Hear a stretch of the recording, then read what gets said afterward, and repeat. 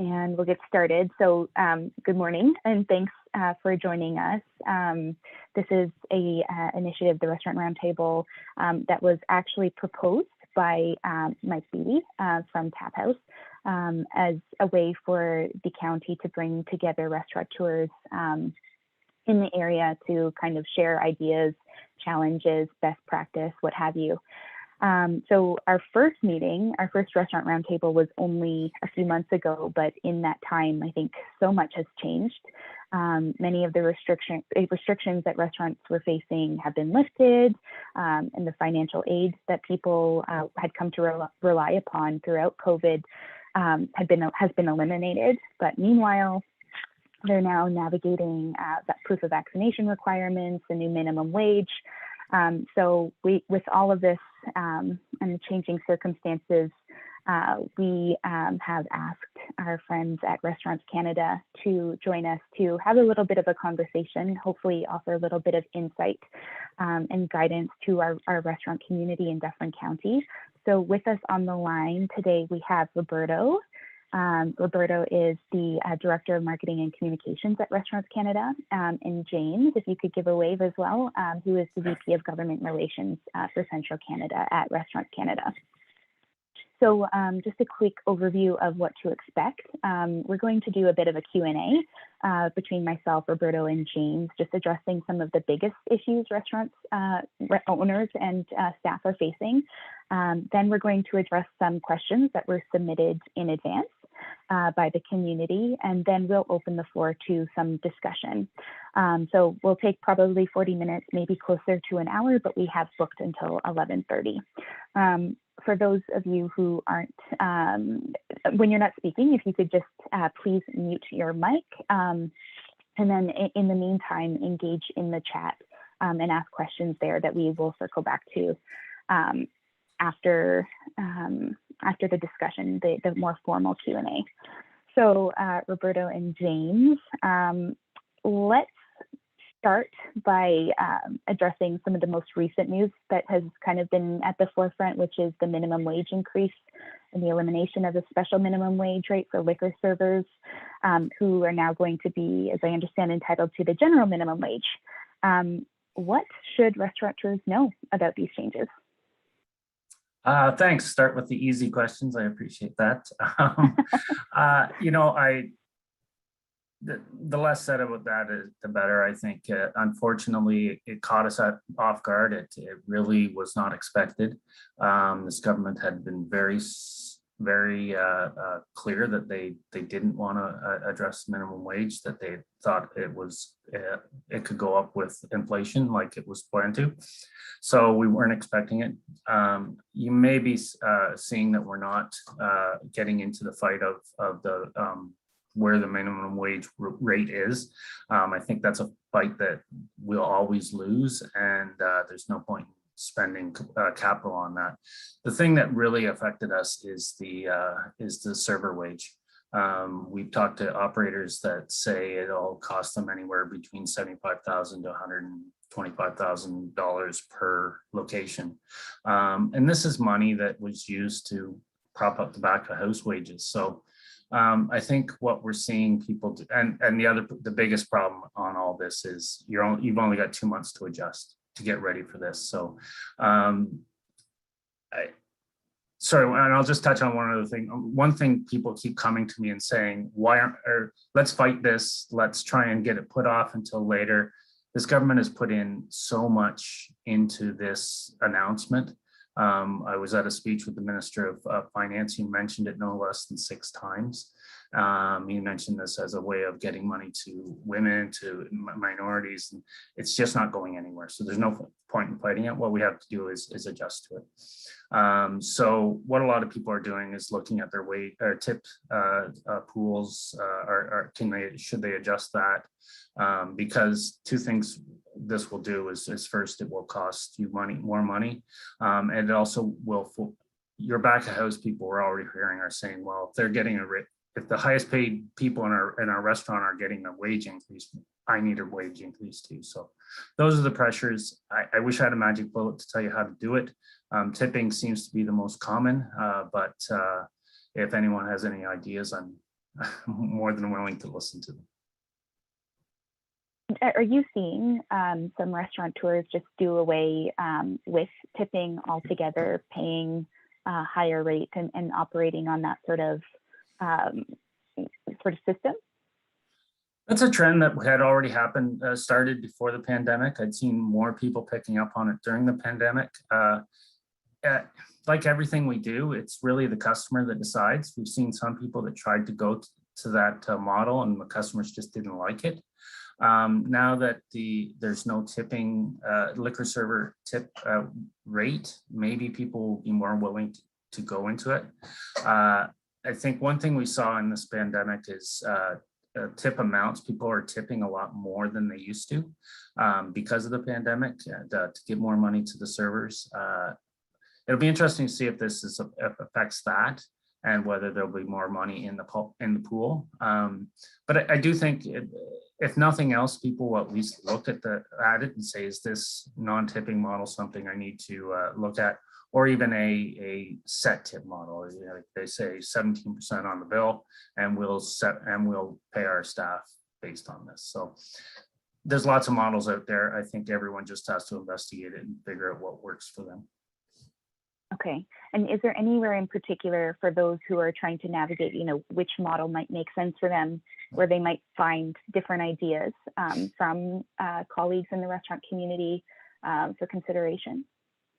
Unfortunately, I haven't seen any. I think a lot of what I get is anecdotal, just talking to people. And I think that's really the only way to do it, is to talk to your fellow restaurateurs. Say, how are you doing it? How are you finding it? One thing that we do hear from everyone is that you really need buy-in from staff, current staff. New staff, it's different. Yeah, you can set the rules and they come and they take the job or not based on what the rules are. But existing staff, you basically, you have to get their buy-in and try and get them to come along and show them that it's in their best interest. Fair enough. So you mentioned the potential financial impact. I think that the minimum wage increase is just another consideration as the hospitality sector sort of adjusts to the end of subsidies and other financial supports that so many had relied upon that the government introduced as COVID support. So how are you seeing the industry adjusting, and are there opportunities for financial support that remain or new things that have become available that people should know about? Unfortunately, the only one left is the federal wage support program, and that's only if you have, it's still yet to be passed, but their intent is that it's if you have losses of greater than 40%. So if you're at 38%, you're basically getting nothing. The provincial programs, the provincial supports were all tied to whether you were in lockdown or gray or whatever they called it from day to day. I think they have 5 different iterations of it. But basically, if you were closed, you got the money. If you weren't, it wasn't available for you. So those, because we're no longer have restrictions other than the vaccine passport, there's no provincial money at all. So I understand that you as an organization are working on some initiatives to hopefully encourage more support and bring back more support. Can you talk a little bit about some of the advocacy work that you're doing from that perspective? Yeah, and I think now we are actually, just yesterday we announced something, and Roberto's leading the charge on that. So why don't I turn over to him and he can talk about our public relations advocacy today, or that's going on right now. Thanks, James. Yeah, yesterday we actually kicked off our latest phase of our PR for GR campaign, we call it. Really where we're looking to influence not only MPs, MPPs, but the voting public as well, to make them more aware of the plight of restaurants and the impacts that these are having on them. As you know, as James mentioned about the 40% threshold, we did a survey with our members and we found that 80% will no longer for support. And those were the ones who were using support prior to this change. So for us, we are advocating heavily behind the scenes. I know our federal guys, as well as our provincial guys, such as James, are meeting with MPs, are having those discussions. We worked with some of our members to come up with a financial plan to show the the finance team to say, hey, this is what impacts that this change is actually having on restaurants, and these are the considerable losses that are still happening. So we are fighting on the back end to help to hopefully revise those programs. Ideally, we'd like to see that at a 10% versus a 40%. And being such a a small margin business already, any significant loss like that significantly hurts the bottom line. So that's what we're doing from a a back end advocacy side of things. But we're also taking the fight public as well. We've actually, you would have seen if you got the Globe and Mail on Saturday, we took out a full page there sharing that information. We are actually going to be, we actually have contracted a PR firm. We are ensuring that we are hitting up the media, especially now that the House just sat for the first time on Monday. We want to ensure that our story, or the story of restaurants, the impacts that these changes have made, are consistently in the media and top of mind with not only media and MPs, but the Canadians as well. Because we know the voting public has an influence on what potentially happens next. And if we can help, influence their minds, they can help influence those who make those decisions. So we are, one channel of that is a PR campaign. The second channel of that is a media campaign that involves print and content and so on throughout national and regional newspapers. The third is we're undertaking a search campaign, which is exciting, where we're targeting specific markets and specific MPs who have influence to make those decisions with some of our key messages. So we're trying to stay in front of them as much as possible. So what we ask from not only those those on this call, but our members and those in the industry as well, that we're stronger together with one voice. So by helping to amplify our key messages, by helping to amplify some of those messages, just sharing it with your networks makes a difference in who we reach and how many times we can get in front of those decision makers. And maybe, Roberto, while we're talking about coming together and working together to influence these decisions, can you just speak to the campaign that we had spoken about before, whereby restaurateurs have the opportunity to upload video and content? Tell us a little bit more about that.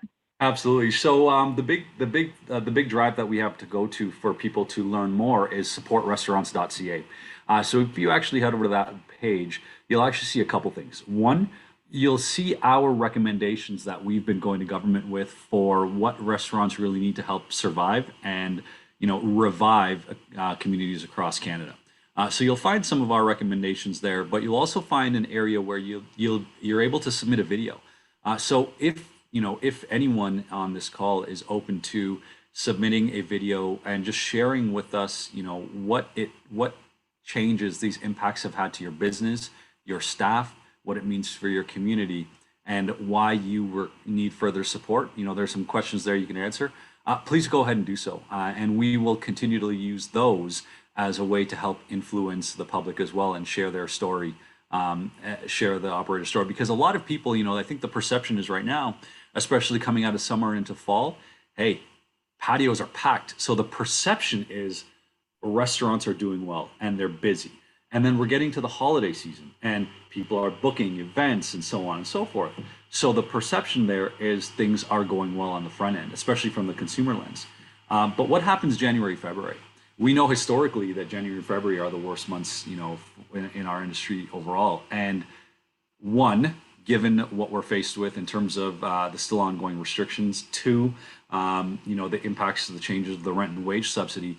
And three, just people's potential hesitation or maybe not heading out during winter.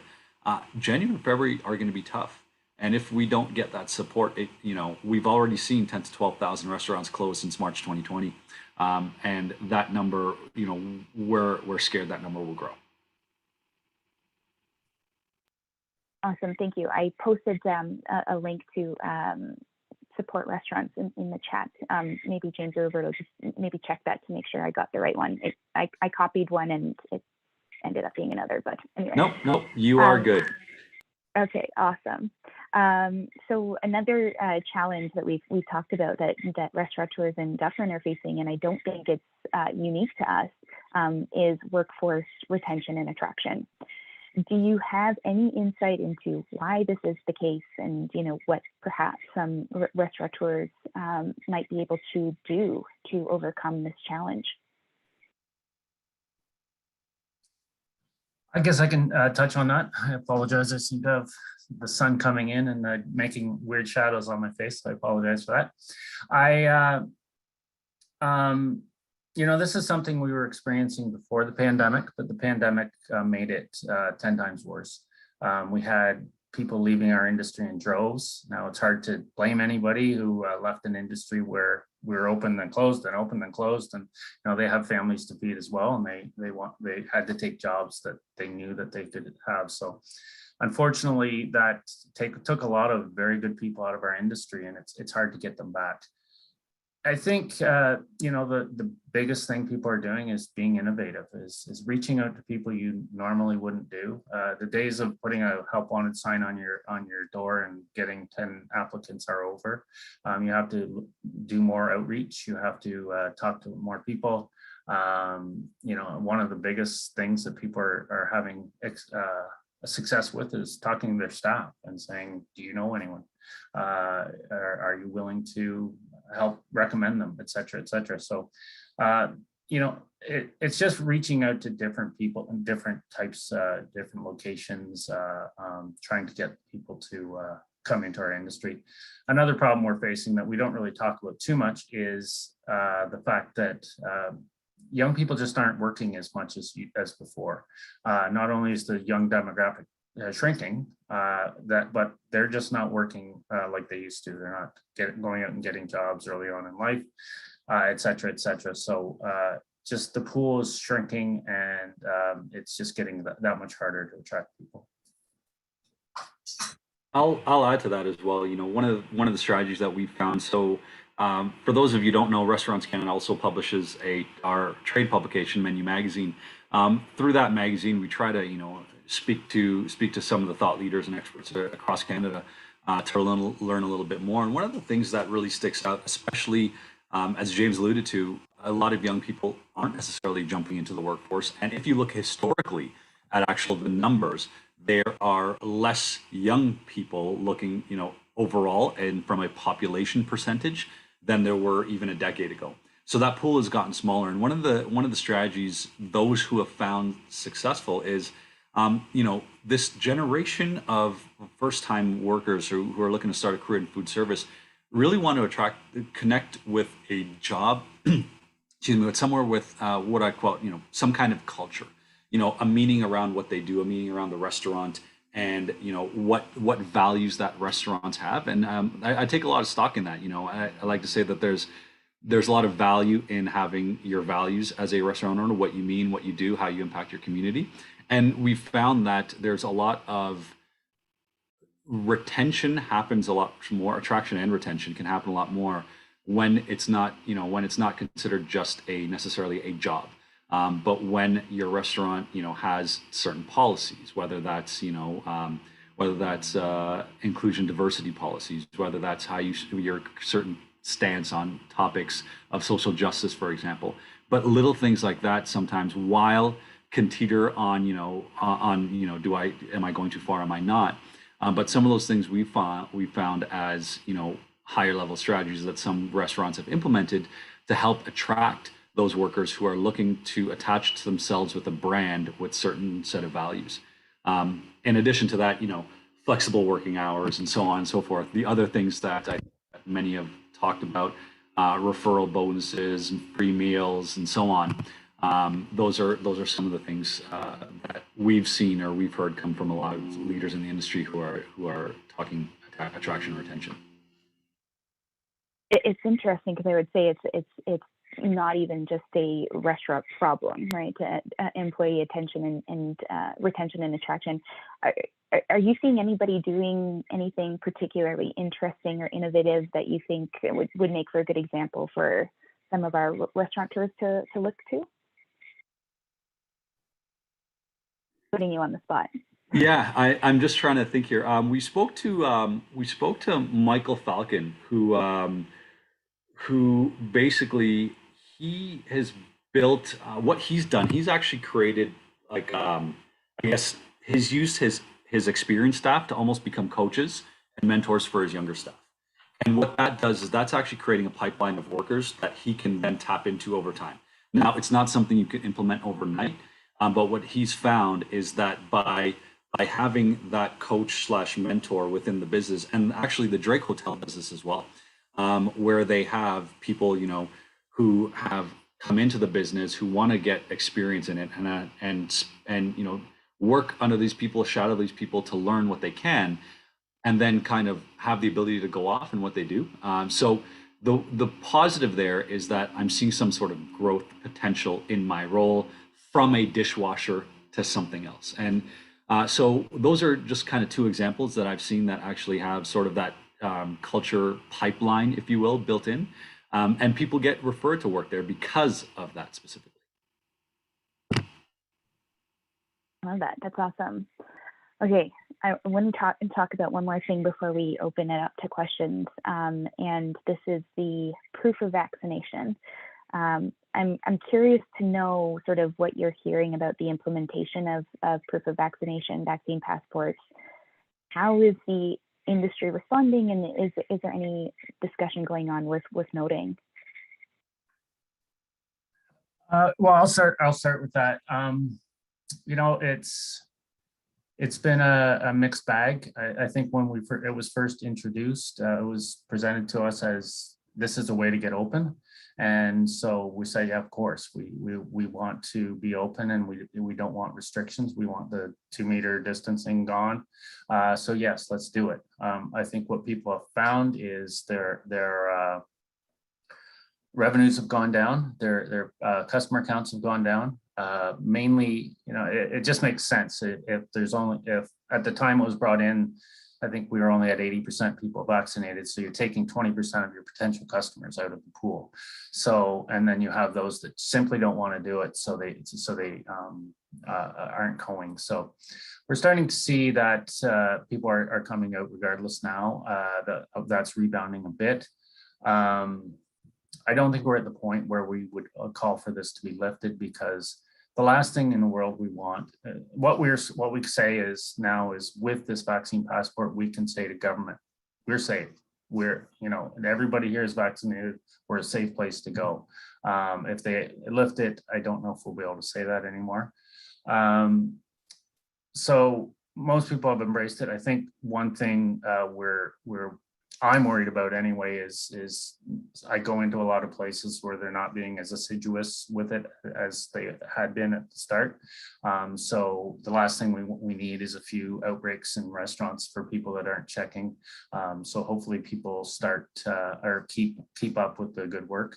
But you know, I think this, on the flip side of that is when it was brought in, we got a lot of, yes, your customers are vaccinated, but are your employees? We're not getting those questions as much anymore, but that is the main question. That's the main thing that people were push and pull on. They weren't sure where they were going to land on that. A lot, I'm told, just implemented a mandatory vaccine. A lot brought in testing, but I think that's still out there. Maybe not as much as before, but those two sides I think work together. But it's been successful, I think, so far. But it's still, there's the jury's still out. Yeah, it definitely presents some challenges that we've seen. And James, is Health Canada still providing rapid tests to restaurants and to businesses at no cost or a discounted cost? Yeah, you can get them. They're technically no cost, but you have to pay for shipping. So I think most people I talk to, it works out to about $3 per test. It's low cost, but it's not no cost, number one, and it's also it's something you have to do every day or every week or whatever you decide on. But they are still available if you know where to look. Yeah, and just a note that our Board of Trade actually is providing, Carissa, correct me if I'm wrong, and this isn't ongoing, but I believe that they're still providing rapid testing kits to local stakeholders. So if anybody's interested, you can just reach out to Carissa or myself and we can help connect you there. Anything else to add there before we move on to questions, James, Roberto? I'll just add that I know that it's a challenge, as we found that we've been hearing stories across Canada of just, the escalation at the front door with people who maybe want to come in and necessarily can't come in. And if there's anything I can recommend, I know that we're working on a program right now to hopefully roll out shortly, but de-escalation and conflict resolution. If there's any opportunity that anywhere locally that may provide such training, but like I said, or at least insights into how to handle that, because sometimes it's your youngest person who's the host at a full service restaurant who has to deal with these people. So, I think it's important to ensure that they are fully equipped to manage those situations, and the conflict resolution, de-escalation, whether it be training or whether it be insights or whether it be just help in that way, it is, I think, a great opportunity just to provide further support to your staff. And like I said, we are working on something that we hope to be rolling out nationally pretty soon. Great teaser. We'll look forward to that and include it in our next newsletter. I want to actually, one of the questions that was submitted ahead of time sort of touches, James, on what you were saying. This question says, from what you're hearing, is the public generally still hesitant to dine indoors at restaurants?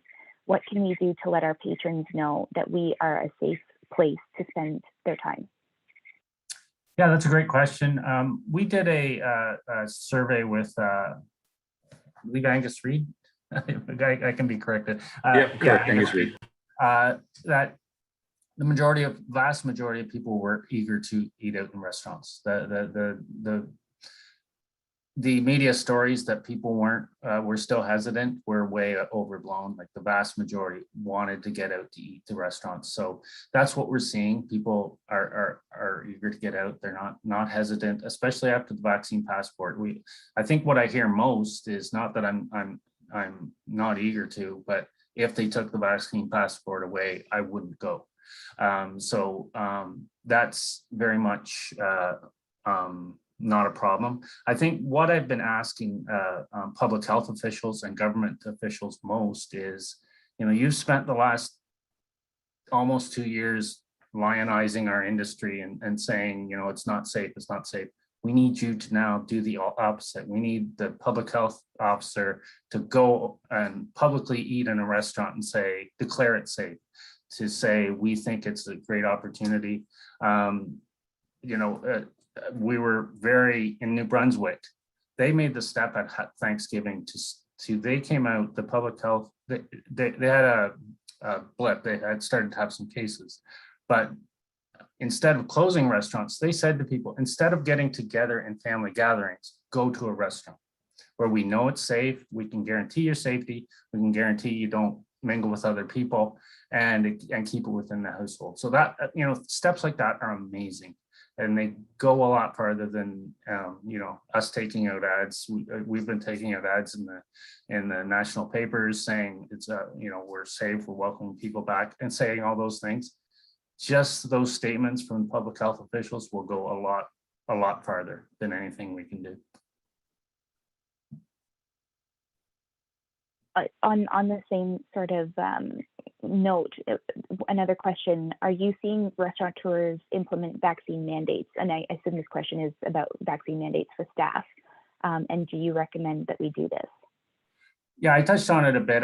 Again, it's up to your business. Some have felt that for two reasons. They felt morally that they thought it was the right thing to do. Others thought, yes, it is the right thing to do, but it's also easier because I don't want to be testing people all the time.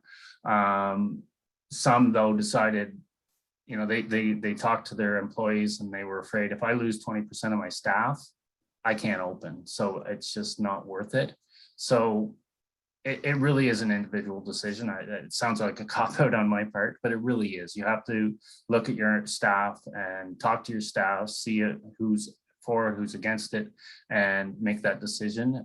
But again, I've also seen some people publicly use it as when they talk to their customers, they use that as as an advertising thing, say, well, we're all fully vaxxed. Everyone in this restaurant, whether it be customer or a server, are all fully vaxxed. So again, I know it's a cop out, but it really does. You have to make the decision for yourself. Fair enough. So another question, maybe I'll sort of ask two that I think might go hand in hand. A lot of the time we're expected to be our own advocates, but given everything that's going on, we just don't have time. Any advice? And I think just tying into that, what can restaurateurs do right now to support one another in navigating the challenges that they're facing? So I'll go back to what I said before about the comments from public health officials and government officials. I really think that's important. And if you have any ties to any of those people, talk to them. I just mean anybody on this call, talk to them, try and get them to do that stuff. As to supporting each other, you're a tight community. I think the best support you can give is talking to each other, making sure you're all on the same page. If you, there's going to be lots of challenges coming up, and we haven't even touched on a lot of them. Like there's going to be supply chain challenges, et cetera, et cetera, et cetera.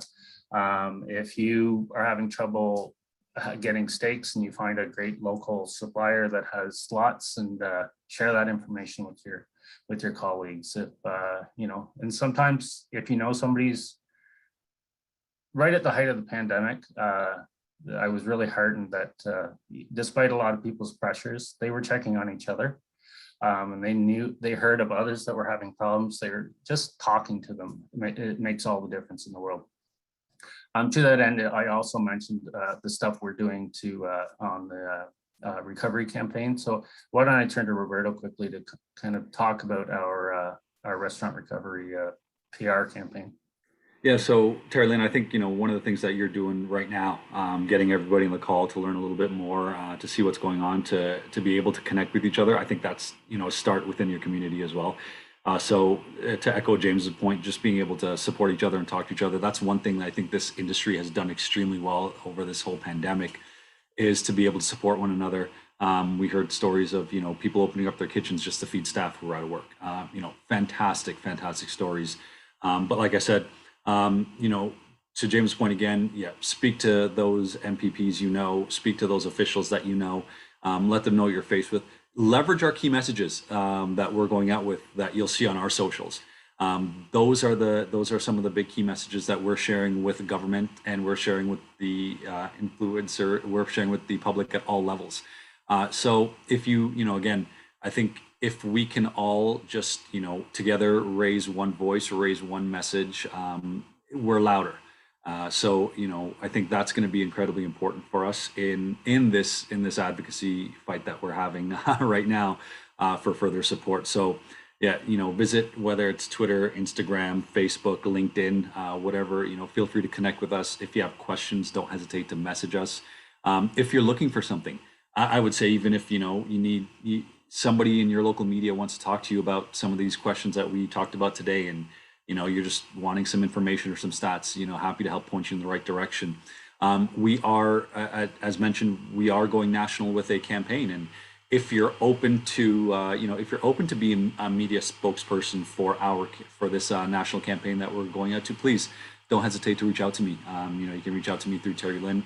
We can connect you with our PR company, and you can be a voice on the ground within your local community, within your local efforts, and we'll happy to support you there. Fantastic, thank you. That's the end of the pre-submitted questions, and I just wanted to throw it out to anybody in the audience. If anyone has any questions for Roberto or James, comments, any discussion points for one another.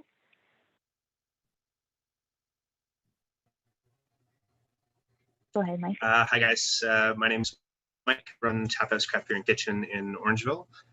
Thank you very much for being here with us today, and thank you, Terry Lynn. You did an amazing job with the questions.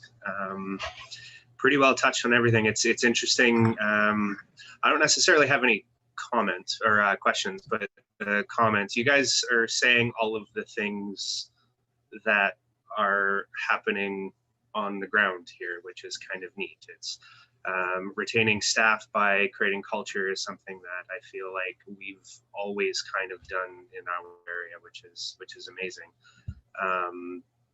Dealing with potentially angry people with vaccines, and the youngest people usually being at the door. I don't have that at my restaurant, but my daughter works at a restaurant that I used to run, and she's 15 years old, and luckily she's a little spicy, so I don't have to worry about her. But there are other people that very much have to deal with that, and it is unfortunate. But it's encouraging to me here that a lot of the things that I've implemented, and I know that restaurants in our community have implemented, are right in line with what you guys are saying. So that's pretty much it. I think it was interesting actually through the pandemic that, and I don't know if this was something that happened throughout where you guys touch, but it was here in Orangeville. We do a really good job. We are a very tight community within restaurant owners and managers, and the one cool thing that we always kind of did was stay in our lane. So if you're a steakhouse, everybody kind of stayed away from the steakhouse. If you're more pub style food, all of the restaurants kind of stayed in their lane and what they did, pastas, whatever that was. And through the pandemic, that all kind of got thrown out the window. And by necessity, and the neat thing that happened out of it is nobody really cared. It was more, we're all trying to just feed our families, feed our staff, make sure everybody is doing well, and that hopefully when this is all over, we can all get back in our lane and do what we do best at. And it does seem to be happening like that. We all seem to be kind of getting back into what we were good at, based on the staff that we have or the amount of people that we have coming in the door. That does seem to be where things are going. So it is very encouraging. That's pretty much it. No real questions. Just I don't know if there are very many other restaurateurs on the call. It's unfortunate. We will hopefully get those eventually.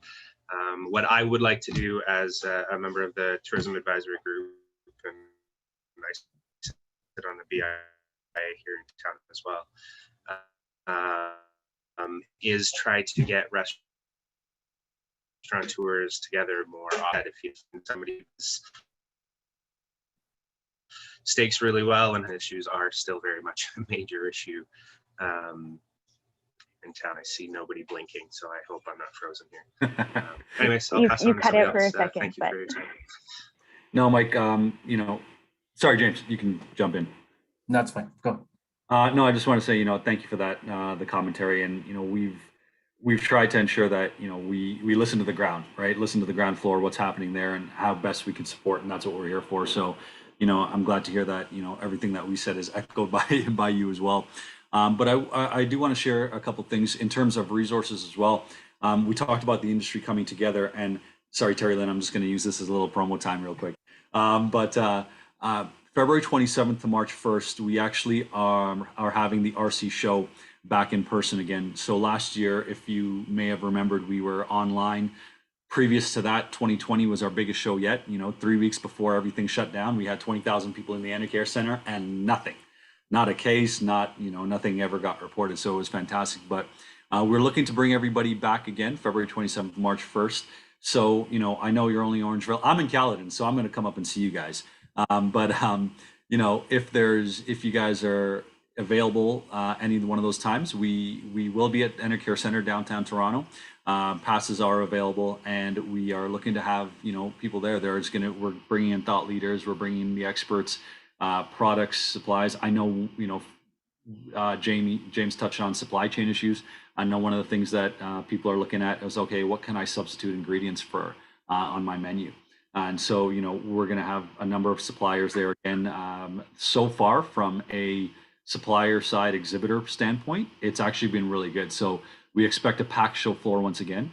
And if you cannot make it, one thing that we're actually doing this year is we're actually going to be streaming a lot of the content online as well. So if you can't make it in person, you'll be able to attend online and watch any content there. So information, rcshow.com. Thank you, Terry Lynn. You can find all the information there, and we hope to see you out there. Thanks. Awesome. And Thanks for your comments, Mike. You know what, one of my family's favorite things is go up to the Island Park conservation area and walk around and then hit Orangeville. But there's such a dynamic restaurant culture there. It's really, every time we go to somewhere different. So it's great to see that you're all hanging together. And I know people are from various parts of the county, so it's not just Orangeville. But I just wanted to mention that. And to Roberto's point, you know, Restaurants Canada, we are a member-based organization, but throughout the COVID pandemic, I'd never once asked anybody if they're members. So if you need any, we'd love to have you as members, and we'd love to sell you a membership, but don't let that ever stop you. If you need information, if you need something, if we put out a report that you want some information on, don't ever hesitate to call us and talk to us. And as a benefit there, Terry Lynn, what I'll do is I'll connect with you. We'll find out, sort of how many people we have, and I'll make sure I'll get some complimentary passes to the show for the county. How's that? That sounds great. I was going to ask you after the call anyway, so putting it out there. Well, now I'm recorded, so I'm yes, it's on I'm the on record. Yes. Paul, you have a question or comment? Go ahead. Yeah, thank you. Just want to touch back with the supply chain challenge. If I can, there's a lot of talk about shortages coming on. Do you foresee that as becoming an issue for restaurants down the road? That's what I'm hearing. I think we've seen it from what I'm told, and my economist tells me this, so I have to believe him, and he's a lot smarter than I am, that a lot of the price increases have been linked to throughout the pandemic have been linked to the supply chain, in that not just problems, but there's backlog, and so it's costing more to ship stuff. So anything that's shipped is costing more. The price of, well, you would know the price of grains, etc., went up, so that makes its way through the meat process, etc. The good thing for this, and I'll say I used to work in the Ministry of Agriculture, so I worked with your group before, so I appreciate seeing you again. One of the good things I point to is local food. We do a chef survey every year, and out of the top 10, I think 6 related somehow to local food. And that's one of the things that I think as the cost of shipping goes up, people will start to look to their neighborhood even more than they did before. It's more than just a story now. It's to help my business survive, I need to get something closer to home.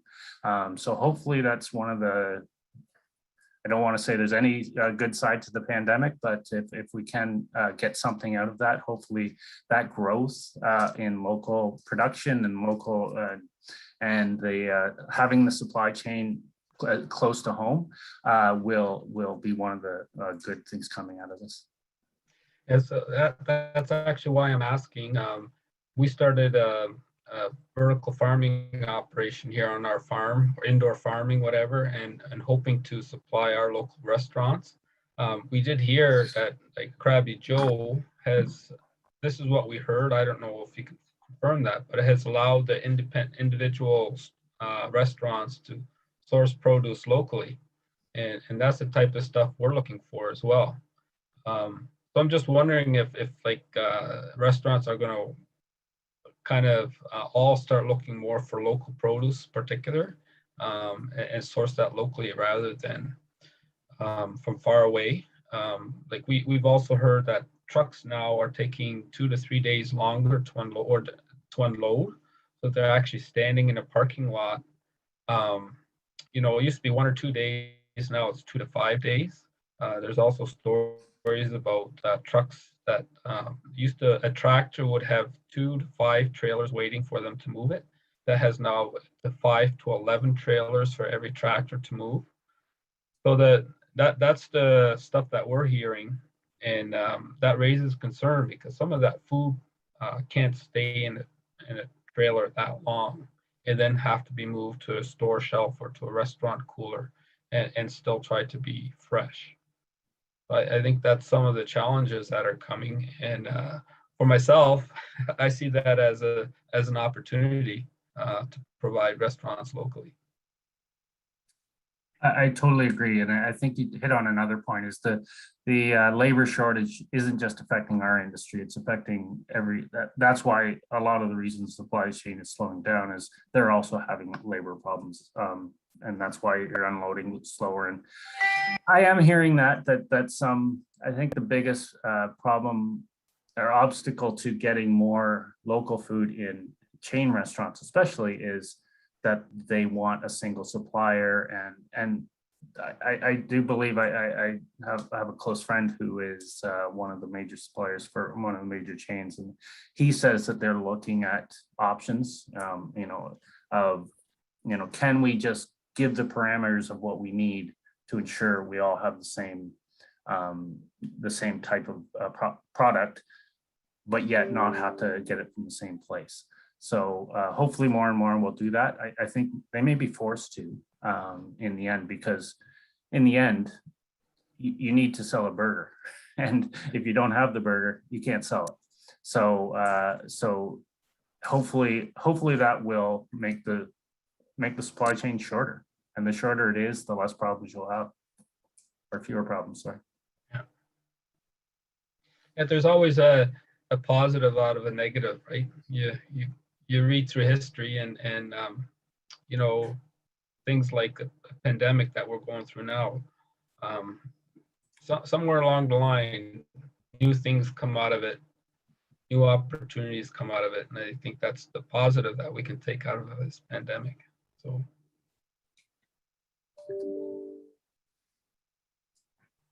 Fabulous. Roberto or James, do you have questions for anybody here? We have Mike, we have Katrina, who's the tourism manager at Orangeville. We have Allison from the Orangeville BIA. No pressure, but thought if you want to take advantage of the opportunity, we're here. I think a few people have already jumped off, but. I don't think so. I appreciate the opportunity to talk, and hopefully, as you said, when it's taped, people are watching this, and anyone who is, I'm just typing in my contact information in the chat now. So if anybody follows up that has some questions afterwards, or something comes up that you want to talk about, feel free to contact me directly, and hope we can continue the conversation, because that's where I get all my information, is directly from operators. And so hopefully operators will reach out and we can have those conversations. Thank you. And for me, I just want to say again, thank you for the time and setting this up, Terry Lynn. I know we have a direct line to each other, so if there's anything else that we can help support with or find information for, please let us know. Happy to help support, as James said. Also, want to let everyone know again, check out menumag.ca. That's kind of where we share a lot of insights, where we share a lot of, your stories. So people related to you, or, who are in your shoes, who've gone through something that's similar, so you can relate that way. One of the stories you'll find there as well, that's something that many of us are facing is, review bombing. Just people leaving negative reviews, and how you handle that, right? Especially now with vaccine passports and so on. So, any insights like that we can share, we share that on the menu. And again, we'll touch base on the RC show. Hope to see you either there in person or virtually.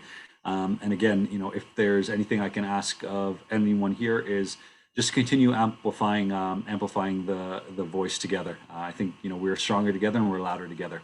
And hopefully we can make some change in the coming weeks and months.